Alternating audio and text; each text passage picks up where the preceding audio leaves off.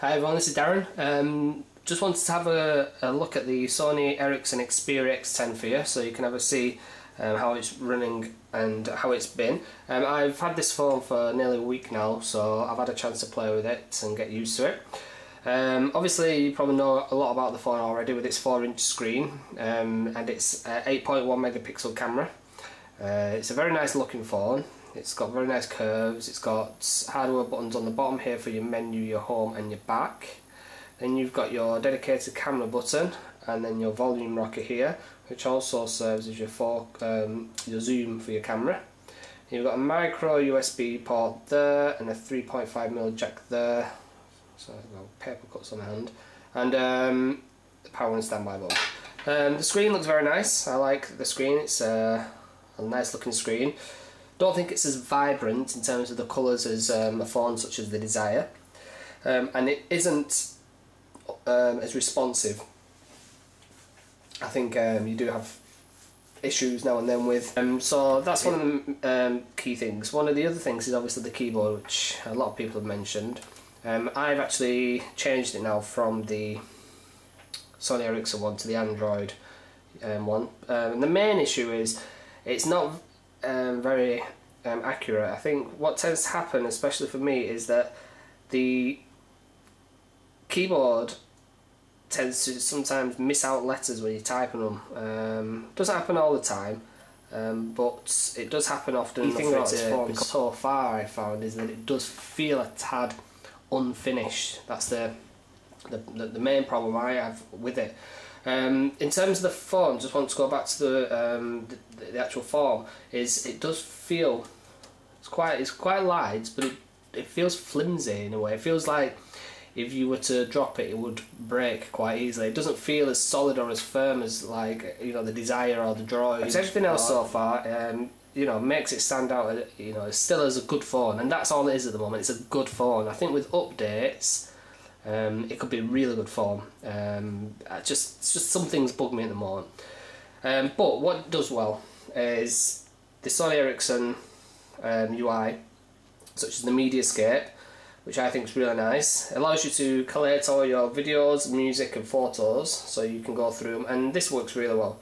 On this music here, as you can see, I've got some music pre-installed here, so one of the good features about this is if you're missing artwork from one of the albums, it's very easy to get the album art, as you can see there.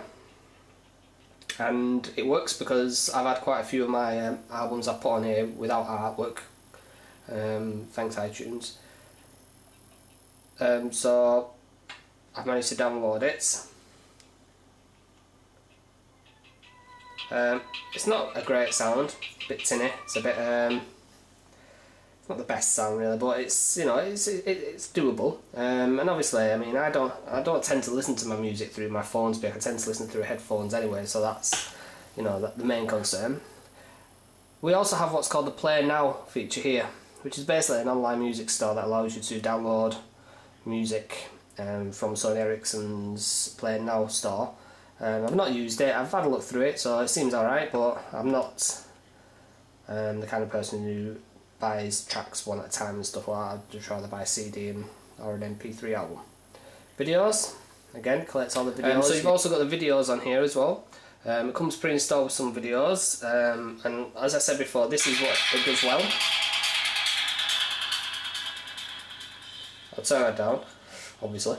So this is a pre-installed video, and like I said, the actual quality of the video is fantastic. You know, I could watch it very easily, watch a film or, you know, video on this quite happily. It's the screen, the size of it makes it very easy to watch, very clear.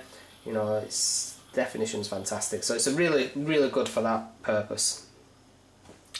And then we've also got your photos here, which again is the usual kind of stuff with it. You know, allows you to share them and that kind of stuff. So there's no editing features on it though, which is a bit surprising. So, you know, like, things are good. The Timescape, well, it's a novelty in my eyes. It's a fad. It's not anything so major important. You know, I wouldn't. Well, I don't use it myself, so I think it's just an aggregation of your Twitter, your feed, Facebook, your messages, music you listen to, photographs, and you can go through them one at a time and then see all the different things that have gone on. So you know, stuff like email there, and then you've got pictures and stuff like that. But to tell you the truth, it's a fad, much in the same vein as Moto Blur, really, which, you know, it's just, I'd prefer to use my third-party apps such as Seismic for my Twitter, you know, Blue for my Facebook app, things like that. I don't see the point in having everything in one place. It's not easy to look at. There's too much information in one place for you to actually gain anything from it. So, you know, it's good though. It works and it does fine, and you can set it to update whenever you want, or never at all, and only update it when you access it. So, you know, you don't have to have it on, which is quite good. This came pre-installed with a few things. It came pre-installed with Moxia applications for your Exchange, which I've not had a chance to use yet.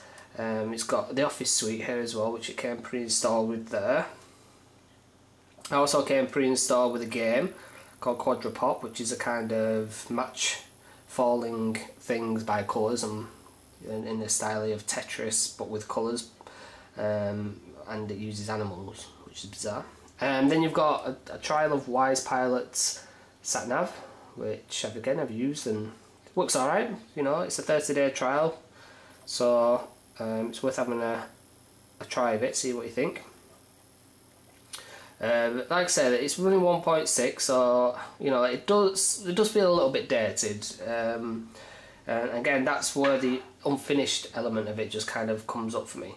I don't really like, you know, this see-through kind of power control, and this, I don't know, again it just looks a bit dated, that to me. It just looks a bit old. So, you know, those little UI things that obviously are just preferential things, you know, in my eyes. So obviously with it being 1.6, what you won't have is any kind of pinch and zoom. Now, one of the things that gets me is I've read that Sony Ericsson have said that pinch and zoom isn't possible on the phone because of the software and hardware. As I said, it's a good phone. It's, you know, it's a nice looking phone. Some things bug me, especially stuff to do with the UI. The camera is, you know, it's 8.1 megapixel. It's a nice camera. What use is having a camera and a flash if you can't put the flash on automatic? So as you can see, it takes, you know, decent pictures. There's me, hello. But I just would prefer flash options, so you can put it in 8 megapixel, 6 megapixel, all that kind of stuff. Camcorder is really nice. I think that's what it does well, without a doubt. I'll upload a small video for you so you can see. But the camcorder is very nice. It's very nice to look at. It records really well. You've got loads of various options on here. Set it as VGA, etc., multimedia, even a YouTube file. And again, you can select scenes for this just as you can in the camera. Oh yes, just one thing about the camera is there are different modes that you can select for the camera, such as face recognition, which allows you to tag your pictures with names and faces, and that works quite well. You have to be face on. That's what is what I found. It doesn't really detect faces if they're at an odd angle. But otherwise, you know, the camera's a really good part of this phone. Just for the moment though, it won't replace my Desire, which just feels better to use. Everything about it's better. It's got the same processor, this, the 1 GHz processor, but it doesn't, to me, doesn't feel like it's got the same processor at all. It doesn't feel as fast, it doesn't feel as assured as the Desire does. So, you know, definitely worth a look at, but I think I would definitely suggest playing with it first. If you play with it first, give yourself an idea if you like it or not, and maybe, you know,